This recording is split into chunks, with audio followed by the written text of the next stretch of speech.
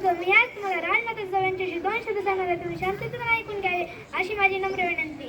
मराठ्यांच्या होते तर सून विद्वानाचे होते तर लेख, मराठ्यांच्या होते तर सून विद्वानाचे होते तर लेख, रयतेचं राज्य उभं राहण्यास त्यांच्या उपस्थितीत झाला स्वराज्यांचा राज्याभिषेक.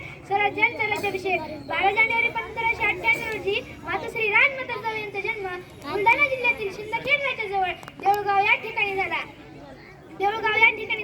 आज 12 जानेवारी राजमाता जिजाऊ यांची तारखेनुसार जयंती आहे. राजमाता जिजाऊ यांनी प्रतिकूल परिस्थितीवर मात करून स्वराज्य निर्माण करणारे छत्रपती शिवाजी महाराज घडवले. त्यांनी शुभांच्या मनात स्वराज्य निर्मितीचा प्रचंड आत्मविश्वास निर्माण केला. ना वाकायचे ना झुकायचे, अन्यायावर पलटून वार करायचे, सन्मानानं जगायचे आणि आज सन्मानानंच मरायचे. लखुजी जाधवांच्या घरात जन्मल्या जगतजननी राजमाता जिजाबाई. लखुजी जाधवांच्या घरात जन्मल्या जगतजननी राजमाता जिजाबाई. देवगिरीच्या यादवांचे वंशज ते महासाबाई त्यांच्या आई. दोनता बाद येथे शहाजींशी विवाह करून झाल्या त्या भोसले. अनेक अडचणींना सामोरे जाऊन त्यांनी धैर्याचे आणि खंबीरतेचे दर्शन दिले. सूर्यास्ताच्या वेळी शिवनेरीचे मुखली पुत्र झाला शिवाजी. 14व्या वर्षी ते सुपूर्त करणारे ते महान पिता शहाजी. रामायण सांगितले, महाभारत सांगितले, पराक्रम सांगितला रामाचा आणि भीमाचा. जिजाऊंनी शुभाला दिला धडाही राजकारणाचा. अनेक प्रसंगी मार्गदर्शन केले, दिले बारीक राजकारभारी. 17 बसून तट्टे सोडवले आणि जातीने लक्ष घालत जहागिरी.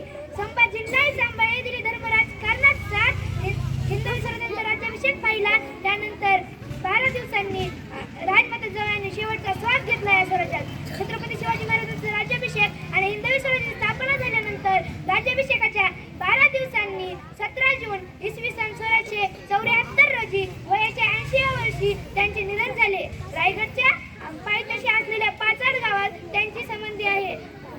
त्यांच्या मनातील हिंदवी स्वराज्याची संकल्पना प्रात्यक्षिक करण्यासाठी त्यांनी छत्रपती शिवाजी महाराजांना ज्ञान, चारित्र्य, चातुर्य, संघटन आणि पराक्रम याचे बाळकडून सुद्धा दिले. ह्या म्हणजे आपल्या राजमाता जिजाबाई. पुण्यातील विकास कारभार हाताळणे, शेतकऱ्यांना मदत करणे, तंटे सोडवणे यासारख्या जबाबदाऱ्या पार पाडत त्यासोबतच शिवरायांच्या जडणघडणाकडे त्या बारीकाईने लक्ष देत आपल्या पुत्रावर महान संस्कार करणारी ती महान माता होती.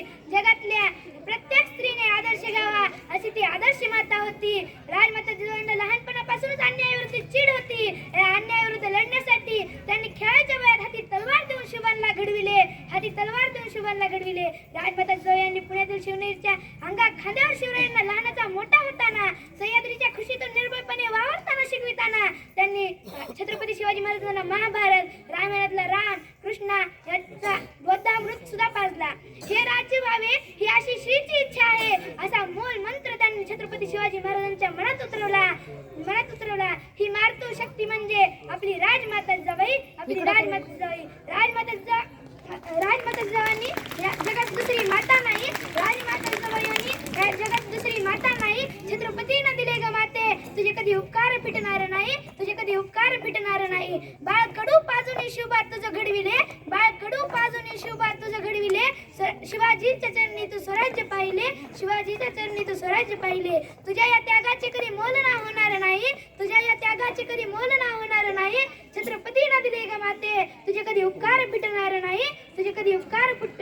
नाही. तसेच राजमाता जिजाऊ हे शुभांना महापुरुषांच्या गोष्टी सुद्धा सांगत. तो सीतेचा हरण करण्याचा, रावणाचा वध करणारा राम किती पराक्रमी होता. तो बकासुराचा वध करून दिनदुबळ्या लोकांची सुटका करून देणारा भीम किती पराक्रमी होता. दुष्ट कंसाचा वध करणारा तो कृष्ण किती पराक्रमी होता. या पराक्रमी लोकांचे ध्येय म्हणजे एकच, पारंत्र्यात असलेल्या लोकांना स्वातंत्र्य मिळवून देणे. ही शिकवण माझ्या राजमाता जिजाऊ यांनी शुभाला दिली. घडले स्वराज्याच्या आशीर्वादाने सह्याद्री पाहू लागला मोठ्या स्वाभिमानाने. आपल्या महाराष्ट्रात अनेक वर्षापासून मुघल सत्ता चालून येत होती आणि दिनदुबळ्या लोकांना लुटत होती. या मुघल सत्तेतील अनामुष लोक आहेत ते आपल्या आया बहिणीवर हात घालत होते. कोण थांबवणार यांना, कोण काही बोलू नये, कोण काही सांगू नये. त्या काळची अशी एक दर परिस्थिती होती. पण आजपासून हा अत्याचार सहन केला जाणार नाही. अत्याचार करायच्या अगोदर त्यांनी 10 वेळा विचार करायला पाहिजे असे स्वप्न आपल्या उराशी राजमाता जिजाऊ यांनी केले. 19 फेब्रुवारी 1630 रोजी राजमाता जिजाऊंच्या पदरी शुभांचा जन्म झाला. तेव्हा राजमाता जिजाऊ यांचा जन्म आनंद गगनात मावेनासा झाला. त्यांना ठाऊक होते की आपण बघितलेले स्वप्न शुभा नक्की पूर्ण करेल. मुजरा माता त्या माता जिजाऊंला घडविले त्यांनी शुभांना. साक्षात होती ती माय भवानी. जन्म जन्म घेतला तिच्या पोटी. त्या शुभांनी आपल्या संस्कृती तशी अनेक पुराणामध्ये एक गोष्ट आपल्याला चांगलीच ज्ञात आहे की जेव्हा जेव्हा अनंत काळापासून जेव्हा गरज पडली तेव्हा नारी शक्तीने अवतार घेतलेला आहे. हे जर आपण वाक्य राजमाता जिजाऊ यांच्या संदर्भात बोललो तर त्याच्यामध्ये काहीच वावग ठरणार नाही. जे आपल्या महाराष्ट्रातील मोठे राज दरबारी जे करू शकले नाही ते आपल्या राजमाता जिजाऊंनी करून दाखवलं. जेव्हा शिवबा जन्मले नव्हते तेव्हापासूनच त्यांचे ध्येय त्यांनी निश्चित केले होते. आणि शिवबांनी सुद्धा आपल्या मातेचे स्वप्न साकारायचा प्रण घेतला.